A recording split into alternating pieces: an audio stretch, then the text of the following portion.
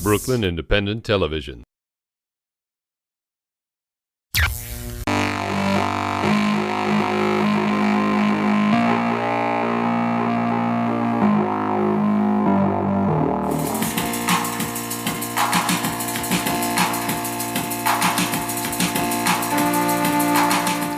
I'm originally from Los Angeles, California, a town of Downey. I left there when I was 18 and went to upstate New York at the Eastman School of Music. My family wasn't musical at all. They're actually race car drivers. I was into cars, but I was not really good at it.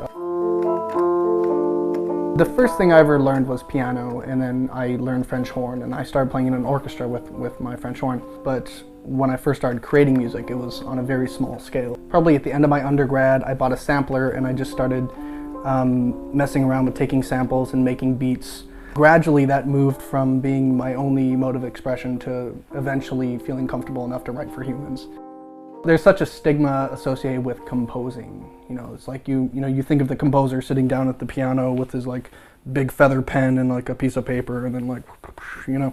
What I do tends to be a bit more kind of pop oriented. Like I tend to just put the two worlds together. So I have a track, like electronic track that's usually techno influenced in some way or drum and bass influenced, and I just have classical instruments that kind of embedded together. Oh my God, I'm sure. It was very hard for me to eventually come to peace with writing songs, because every time I would sit down at a piano or have a guitar or something and try to write a song, it would always just be like, ooh baby. So I stopped doing it and I swore it off for about 10 years. And eventually I kind of got into the whole ridiculousness of writing songs. And so the first songs I ever wrote had one lyric, like one sentence that would just be repeated over and over and over. Oh my God, I'm sure. Oh my God, I'm sure. A lot of what I like working with kind of comes from my remixing days, juxtaposing these kind of emotionally fraught pieces in a way that is often tender or uplifting, or sometimes something that's very uplifting, but done in a way that may be kind of a little more dirgy and sad and kind of morose. To me, it's a way of examining those feelings and examining my own emotions and reactions to this in a therapeutic way, because often the music's kind of pretty and nice and it's therapeutic, but what I'm singing about is something terrifying. I don't have any fun on my own. If you want to have fun, fall in love with me. If you want to have fun, fall in love with me, with me, with me, with me, with me. I don't want you. My name is Melissa Hughes. I'm a singer, a soprano, and vocalist about town. I sing in Brooklyn and New York and whoever else wants me to sing. I met Matt in 2006 in Miami. He was contracted for a gig that I was contracted for, and we both flew down. And it ended up, we both fake played. It was a PBS Christian, like Tim Janis, over-the-top pop special, like pop crossover. I fake played French horn and she fake sang. Lip-synced vocals. We thought we were playing for real, but they used cans. And we started collaborating pretty, I would say, within maybe 6 months of getting together.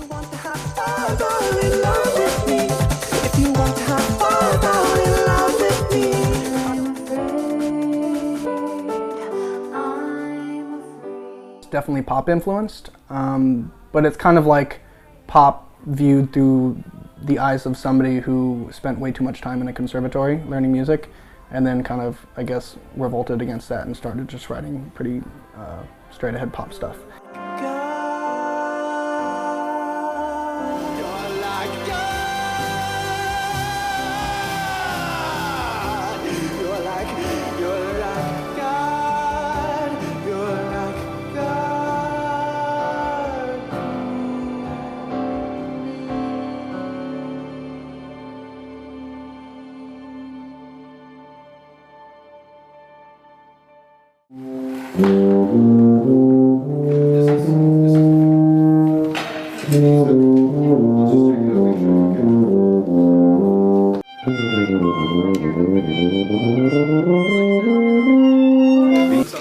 Oh, I don't have letter marking, sorry. Let's just do 32. Let's just do, or 37. Let's do 37. 37? Yeah. Okay.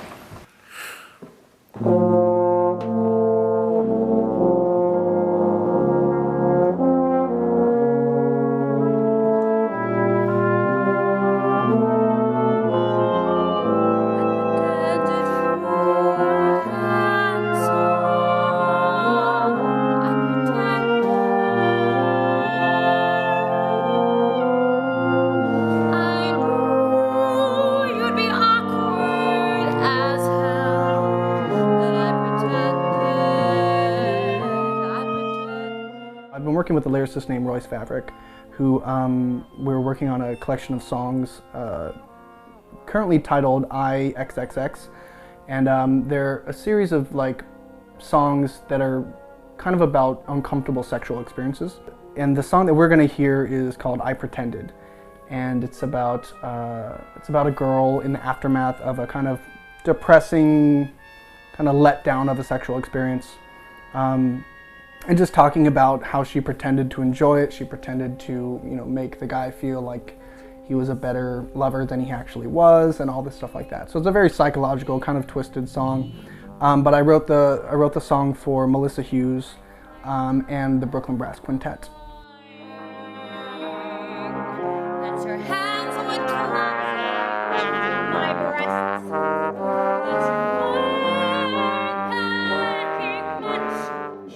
What I like about writing opera, you can really juxtapose a lot of conflicting emotions, and I feel like there's also something about the human voice that speaks very directly to people. One of the things with pop music that I really respect is it's very direct emotionally. It's just, you're speaking essentially to the listener. And in opera, it's not really that. It's usually a story going on, and it's often in a completely different language, and it's sung in a way that it's really hard to understand the words. So it's not so much about communication traditionally. What I've been doing with pop music and opera is kind of trying to bring back that communication into it. Try to make the emotional message, the dramatic message, just way more direct so that it impacts the people,